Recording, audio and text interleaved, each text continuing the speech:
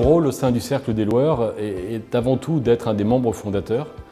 J'en suis aujourd'hui le président depuis début 2021. C'est une présidence tournante tous les 2 ans.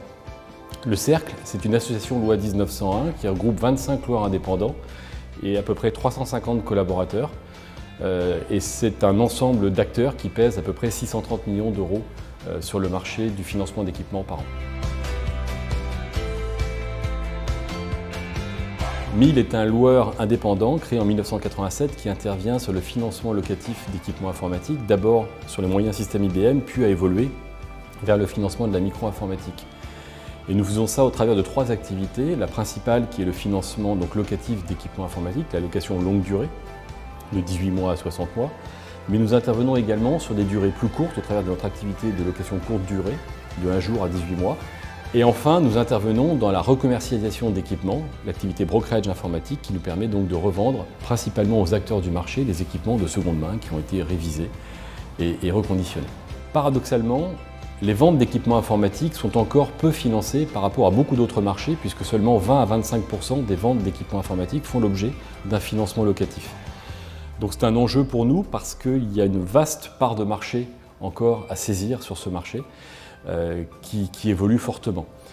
Un deuxième enjeu, ce sont les enjeux autour du numérique responsable. Nous prenons conscience de l'impact environnemental de l'industrie du numérique et l'économie circulaire a un rôle important à jouer. Donc nous, en tant que loueurs, nous devons nous inscrire dans cette économie et dans ce nouveau modèle. 1600 prêts, puisque nous intervenons depuis l'origine dans la recommercialisation d'équipements de seconde main. Nous travaillons avec CreditSafe depuis un peu plus de 10 ans et à l'époque, rares étaient les acteurs qui proposaient des états extrêmement détaillés d'informations sur les entreprises. Alors, outre les données financières, qui bien évidemment sont celles qui nous intéressent en premier lieu, toutes les données environnementales, je dirais, sur l'entreprise, que ce soit sur son dirigeant, que ce soit les publications aux journaux d'annonces légales ou BODAC, que ce soit les liens également groupes où on peut retrouver les maisons mères d'une entreprise, l'ensemble des ratios financiers qui sont très complets également dans les rapports CreditSafe nous ont séduits à l'origine pour démarrer CreditSafe. Par ailleurs, nous avons bénéficié en tant que loueur indépendant d'un accompagnement important pour appréhender la solution.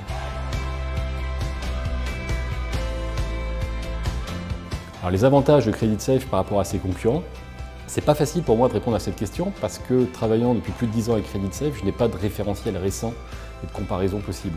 Néanmoins, ce que je peux dire, c'est qu'on bénéficie d'une grande proximité avec les équipes de CreditSafe, avec notre interlocuteur commercial et également avec le management commercial.